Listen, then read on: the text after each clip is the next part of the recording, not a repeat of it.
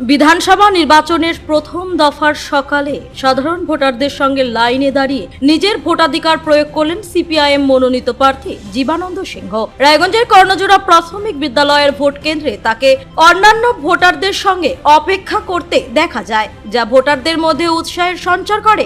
ভোটদান শেষে বুথের বাইরে সাংবাদিকদের মুখোমুখি হয়ে তিনি জানান, নির্বাচন প্রক্রিয়া শান্তিপূর্ণভাবেই সম্পূর্ণ হবে বলে তিনি আশাবাদী। তার কথায় প্রশাসন ও নির্বাচন কমিশন নিরাপত্তার যথেষ্ট ব্যবস্থা করেছে। এদিকে সকাল থেকেই রায়গঞ্জ বিধানসভার বিভিন্ন বুথে কড়া নিরাপত্তা লক্ষ্য করা গিয়েছে। কেন্দ্রীয় বাহিনীর নজরদারিতে শান্তিপূর্ণ পরিবেশে ভোট গ্রহণ চলছে বলে প্রশাসন সূত্রে জানা গিয়েছে। এখনো পর্যন্ত বড়সড় কোনো অপ্রীতিকর ঘটনার খবর না থাকায় ভোটারদের মধ্যেও স্বস্তির পরিবেশ বজায় রয়েছে। কেমন লাগছে? অবশ্যই ভোট দিলাম, আমি নিজে প্রার্থী, ভোট দিয়ে ভালো লাগছে। আপনারা দেখছেন সকাল সকাল লম্বা লাইন পড়ে গেছে, মানুষ স্বতঃস্ফূর্তভাবে ভোট দিতে আসছে, এটা ভালো লক্ষণ। ওয়েদারও সব দিয়ে দিয়েছে। হ্যাঁ, এখন অবধি ওয়েদার ভালো আছে। এখন সিকিউরিটি ব্যবস্থাটাই কি দেখছেন? দেখুন, সিকিউরিটি ব্যবস্থা প্রতিটা ভোটগুলো আমার মোটামুটি 10টা-12টা বুথে আমার ঘোরা হয়ে গেল। বুথে বুথে সিকিউরিটি যথেষ্ট আছে, কিন্তু আরও বাড়তি যেটা ছিল যে পাড়ায় পাড়ায় টহলদারি যেটা হবে কথা ছিল, বা কুইক রেসপন্স টিমের যে ঘোরাঘুরি কথা ছিল, সেটা কিন্তু চোখে কম পড়ছে। তো কি আশা করছেন?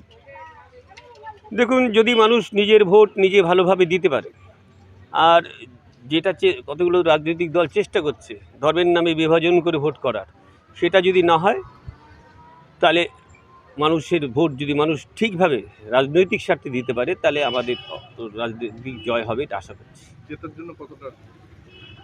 না, বললাম যে মানুষ যদি সঠিকভাবে রাজনৈতিক চিন্তাভাবনা করে ভোট দিতে পারে আর নিশ্চিন্তভাবে ভোট দিতে পারে, তাহলে আমাদের জয় আশা করছি। প্রচার তো করলেন এই কয়েকদিন বেশ সব জায়গায়, সেই নিরিখে ভোটটা কতটা আপনার দিকে আসবে? দেখুন, মানুষের এবার ভীষণভাবে প্রথম থেকে আমাদের পক্ষে সাড়া ছিল, বিভিন্ন গ্রামে শহরে সব জায়গায় সাড়া ছিল। আমরা খুব আশাবাদী এবার আবার রায়গঞ্জে লাল ঝান্ডা উঠবে, বা পশ্চিমবাংলায় আমরা একটা আলাদা পরিবর্তন দেখতে পাবো। এখনও পর্যন্ত কোনো জায়গায় অশান্তির খবর পাওয়া যায়নি। অশান্তি খবর পাওয়া যায়নি বলতে, যে 9 নম্বর বুথে, বাহিন অঞ্চলের 9 নম্বর বুথে ঝান্ডা দিয়ে, বড় বড় ঝান্ডা দিয়ে টোটো নিয়ে 100 মিটারের মধ্যে ভোট গ্রহণ কেন্দ্রের সামনে চলে যাচ্ছে, সেই কমপ্লেন এসছে। আমাদের ছত্রপুর বুথে ওখানেও 2-4টা টোটো বড় বড় ঝান্ডা নিয়ে ঘুরছে, যেটা ঘোরার কথা ছিল না। এই মুহূর্তে ঝান্ডা নিয়ে, টোটো নিয়ে ঘোরার কথা ছিল না। এমনি আসতে পারে কেউ টোটো নিয়ে ভোট দিতে, কিন্তু ঝান্ডা নিয়ে কেন আসবে?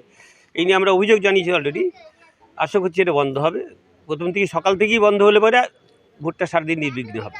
এক জায়গায় আবার ইভিএমও বিকল হয়ে গেছে।